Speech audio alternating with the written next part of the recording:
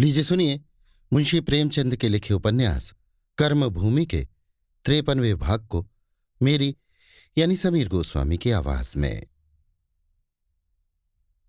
लाला समरकांत के चले जाने के बाद सलीम ने हर एक गांव का दौरा करके असामियों की आर्थिक दशा की जांच करनी शुरू की।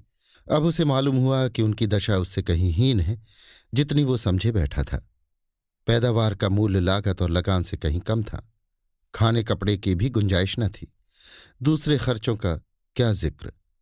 ऐसा कोई बिरला ही किसान था जिसका सिर ऋण के नीचे न दबा हो। कॉलेज में उसने अर्थशास्त्र अवश्य पढ़ा था और जानता था कि यहाँ के किसानों की हालत खराब है, पर अब ज्ञात हुआ कि पुस्तक ज्ञान और प्रत्यक्ष व्यवहार में वही अंतर है जो किसी मनुष्य और उसके चित्र में है। ज्यों ज्यों असली हालत मालूम होती जाती थी उसे असामियों से सहानुभूति होती जाती थी।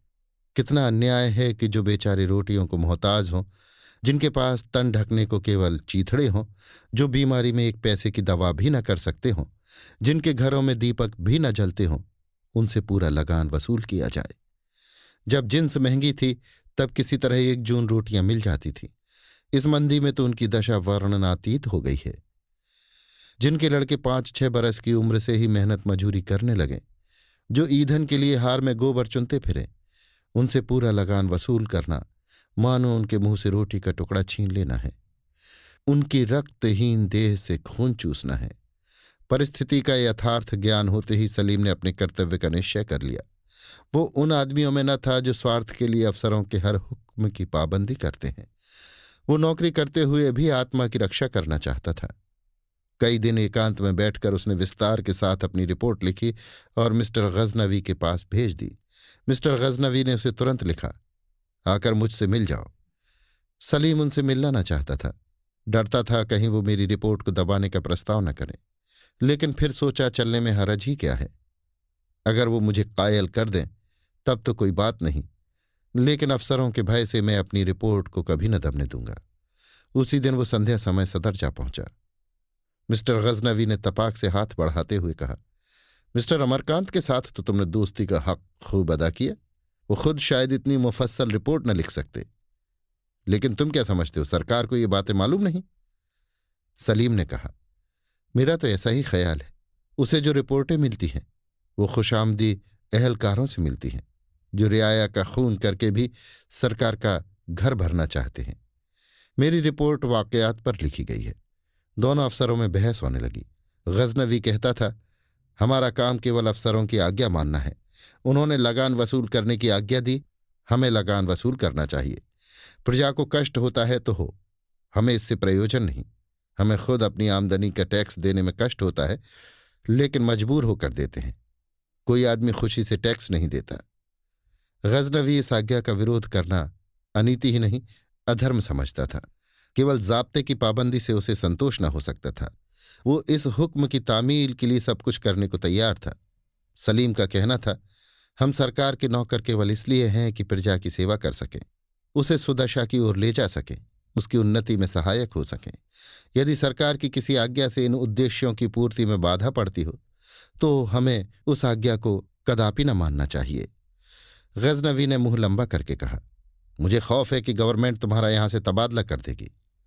तबादला कर दे इसकी मुझे परवाह नहीं, लेकिन मेरी रिपोर्ट पर गौर करने का वादा करे। अगर वो मुझे यहां से हटाकर मेरी रिपोर्ट को दाखिल दफ्तर करना चाहेगी तो मैं इस्तीफा दे दूंगा।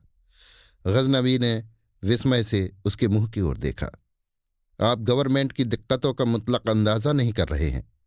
वो इतनी आसानी से दबने लगे तो आप समझते हैं रियाया कितनी शेर हो जाएगी। जरा जरा सी बात पर तूफान खड़े हो जाएंगे। और ये महज इस इलाके का मामला नहीं है, सारे मुल्क में यही तहरीक जारी है। अगर सरकार 80% काश्तकारों के साथ रियायत करे तो उसके लिए मुल्क का इंतजाम करना दुश्वार हो जाएगा। सलीम ने प्रश्न किया, गवर्नमेंट रियाया के लिए है, रियाया गवर्नमेंट के लिए नहीं। काश्तकारों पर जुल्म करके उन्हें भूखों मारकर अगर गवर्नमेंट जिंदा रहना चाहती है तो कम से कम मैं अलग हो जाऊंगा। अगर मालियत में कमी आ रही है तो सरकार को अपना खर्च घटाना चाहिए, ना कि रियाया पर सख्तियां की जाए। गजनवी ने बहुत ऊंच नीच सुझाया, लेकिन सलीम पर कोई असर न हुआ।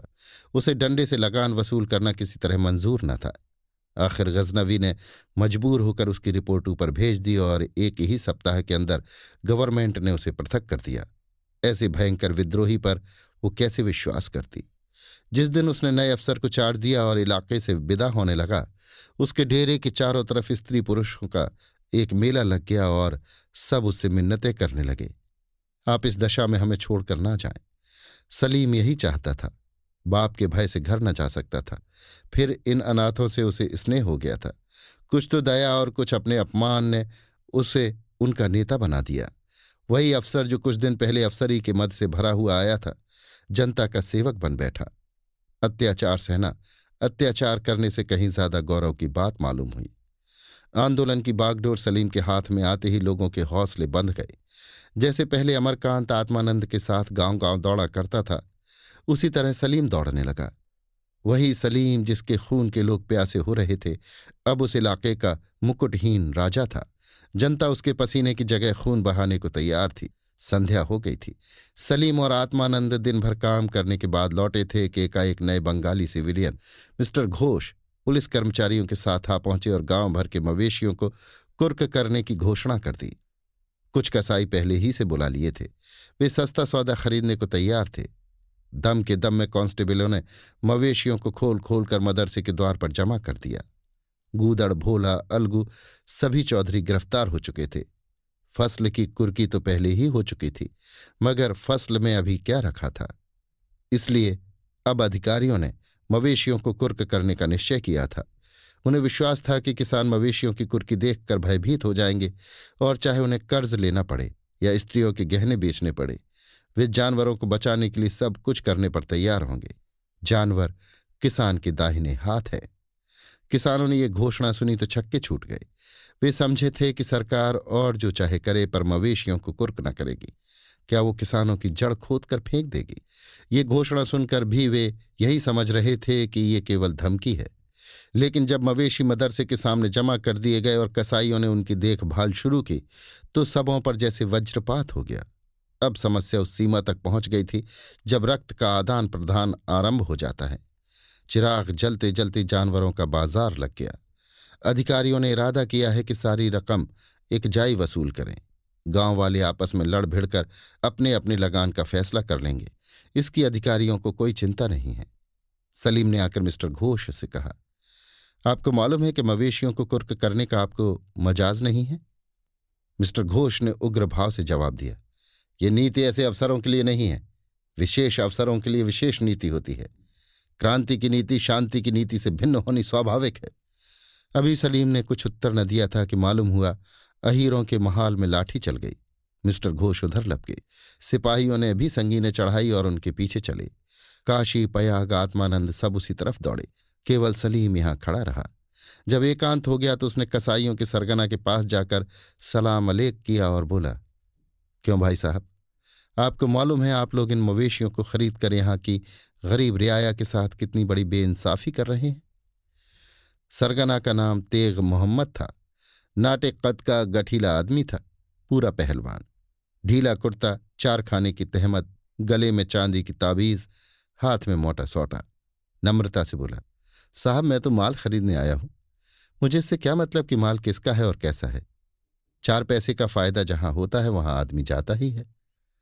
लेकिन ये तो सोचिए कि मवेशियों की कुर्की किस सबब से हो रही है। रियाया के साथ आपको हमदर्दी होनी चाहिए। तेग मोहम्मद पर कोई प्रभाव न हुआ। सरकार से जिसकी लड़ाई होगी उसकी होगी, हमारी कोई लड़ाई नहीं है।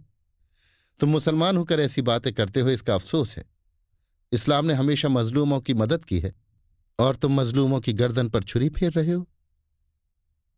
जब सरकार हमारी परवरिश कर रही है तो हम उसके बदखाह नहीं बन सकते। अगर सरकार तुम्हारी जायदाद छीनकर किसी गैर को दे दे तो तुम्हें बुरा लगेगा या नहीं? सरकार से लड़ना हमारे मजहब के खिलाफ है। ये क्यों नहीं कहते कि तुम में गैरत नहीं है? आप तो मुसलमान हैं, क्या आपका फर्ज नहीं है कि बादशाह की मदद करें? अगर मुसलमान होने का ये मतलब है कि गरीबों का खून किया जाए तो मैं काफिर हूं। तेग मोहम्मद पढ़ा लिखा आदमी था। वो वाद विवाद करने पर तैयार हो गया। सलीम ने उसकी हंसी उड़ाने की चेष्टा की। पंथों को वो संसार का कलंक समझता था, जिसने मनुष्य जाति को विरोधी दलों में विभक्त करके एक दूसरे का दुश्मन बना दिया है। तेग मोहम्मद रोजा नमाज का पाबंद दीनदार मुसलमान था। मजहब की तौहीन क्यों कर बर्दाश्त करता? उधर तो अहीर आने में पुलिस और अहीरों में लाठियां चल रही थी, इधर इन दोनों में हाथापाई की नौबत आ गई। कसाई पहलवान था, सलीम भी ठोकर चलाने और घूंसेबाजी में मंजा हुआ, फुर्तीला, चुस्त। पहलवान उसे अपनी पकड़ में लाकर दबोच बैठना चाहते थे। वो ठोकर पर ठोकर जमा रहा था। ताबड़तोड़ ठोकरें पड़ी तो पहलवान साहब गिर पड़े और लगे मातृभाषा में अपने मनोविकारों को प्रकट करने। उसके दोनों साथियों ने पहले दूर ही से तमाशा देखना उचित समझा था, लेकिन जब तेग मोहम्मद गिर पड़ा तो दोनों कसकर पिल पड़े। ये दोनों अभी जवान पट्टे थे, तेजी और चुस्ती में सलीम के बराबर। सलीम पीछे हटता जाता था और ये दोनों उसे ठेलते जाते थे। उसी वक्त सलोनी लाठी टेकती हुई अपनी गाय खोजने आ रही थी। पुलिस उसे उसके द्वार से खोल लाई थी। यहां ये संग्राम छिड़ा देखकर उसने अंचल सिर से उतार कर कमर में बांधा और लाठी संभालकर पीछे से दोनों कसाईयों को पीटने लगी। उनमें से एक ने पीछे फिरकर बुढ़िया को इतनी जोर से धक्का दिया कि वो 3-4 हाथ पर जा गिरी। इतनी देर में सलीम ने घात पाकर सामने के जवान को ऐसा घूसा दिया कि उसकी नाक से खून जारी हो गया और वो सिर पकड़कर बैठ गया। अब केवल एक आदमी और रह गया। उसने अपने 2 योद्धाओं की एक गति देखी तो पुलिस वालों से फरियाद करने भागा। तेग मोहम्मद की दोनों घुटनियां बेकार हो गई थीं, उठ ही न सकता था। मैदान खाली देखकर सलीम ने लपक कर मवेशियों की रस्सियां खोल दी और तालियां बजा बजा कर उन्हें भगा दिया। बेचारे जानवर सहमे खड़े थे। आने वाली विपत्ति का उन्हें कुछ आभास हो रहा था। रस्सी खुली तो सब पूंछ उठा उठाकर भागे और हार की तरफ निकल गए। उसी वक्त आत्मानंद बदहवास दौड़े आए और बोले, आप जरा अपना रिवाल्वर तो मुझे दीजिए। सलीम ने हक्का बक्का होकर पूछा, क्या माजरा है, कुछ कहो तो। पुलिस वालों ने कई आदमियों को मार डाला, अब नहीं रहा जाता। मैं इस घोष को मजा चखा देना चाहता हूं। आप कुछ भंग तो नहीं खा गए हैं? भला ये रिवॉल्वर चलाने का मौका है। अगर यों न दोगे तो मैं छीन लूंगा। इस दुष्ट ने गोलियां चलवाकर 4-5 आदमियों की जान ले ली। 10-12 आदमी बुरी तरह जख्मी हो गए हैं। कुछ इनको भी तो मजा चखाना चाहिए, मरना तो है ही। मेरा रिवॉल्वर इस काम के लिए नहीं है। आत्मानंद यों भी उद्दंड आदमी थे। इस हत्याकांड ने उन्हें बिल्कुल उन्मत्त कर दिया था। बोले, निरपराधों का रक्त बहाकर आतताई चला जा रहा है। तुम कहते हो रिवॉल्वर इस काम के लिए नहीं है, फिर और किस काम के लिए है? मैं तुम्हारे पैरों पड़ता हूं भैया, एक क्षण के लिए दे दो, दिल की लालसा पूरी कर लूं। कैसे कैसे वीरों को मारा है इन हत्यारों ने कि देखकर मेरी आंखों में खून उतर आया। सलीम बिना कुछ उत्तर दिए वेग से अहिराने की ओर चला। रास्ते में सभी द्वार बंद थे। कुत्ते भी कहीं भागकर चा छिपे थे। एकाएक एक घर का द्वार झोंके के साथ खुला और एक युवती सिर खोले, अस्त व्यस्त, कपड़े खून से तर, भयातुर हिरनी सी आकर उसके पैरों से चिपट गई और सहमी हुई आंखों से द्वार की ओर ताकती हुई बोली, मालिक, ये सब सिपाही मुझे मारे डालते हैं। सलीम ने तसल्ली दी, घबराओ नहीं, घबराओ नहीं, माजरा क्या है? युवती ने डरते डरते बताया कि घर में कई सिपाही घुस गए हैं। इसके आगे वो और कुछ न कह सकी। घर में कोई आदमी नहीं है, वो तो भैंसे चराने गए। तुम्हारे कहाँ चोट आई? मुझे चोट नहीं आई, मैंने 2 आदमियों को मारा है। उसी वक्त 2 कांस्टेबल बंदूक के लिए घर से निकल आए और युवती को सलीम के पास खड़ी देखकर दौड़े, उसके केश पकड़ लिए और उसे द्वार की ओर खींचने लगे। सलीम ने रास्ता रोककर कहा, छोड़ दो उसके बाल, वरना अच्छा ना होगा, मैं तुम दोनों को भून कर रख दूंगा। एक कांस्टेबल ने क्रोध भरे स्वर में कहा, छोड़ कैसे दें, इसे ले जाएंगे साहब के पास। इसने हमारे 2 आदमियों को गणासे से जख्मी कर दिया, दोनों पड़े तड़प रहे हैं। तुम इसके घर में क्यों गए थे? गए थे मवेशियों को खोलने, ये गणासा लेकर टूट पड़ी। युवती ने टोका, झूठ बोलते हो, तुमने मेरी बाह नहीं पकड़ी थी। सलीम ने लाल आंखों से सिपाही की ओर देखा और धक्का देकर कहा, इसके बाल छोड़ दो, हम इसे साहब के पास ले जाएंगे। तुम इसे नहीं ले जा सकते। सिपाहियों ने सलीम को हाकिम के रूप में देखा था। उसकी मातहती कर चुके थे। उस रोब का कुछ अंश उनके दिल पर बाकी था। उसके साथ जबरदस्ती करने का साहस न हुआ। जाकर मिस्टर घोष से फरियाद की। घोष बाबू सलीम से जलते थे। उनका ख्याल था कि सलीम ही इस आंदोलन को चला रहा है और यदि उसे हटा दिया जाए तो चाहे आंदोलन तुरंत शांत न हो जाए, पर उसकी जड़ टूट जाएगी।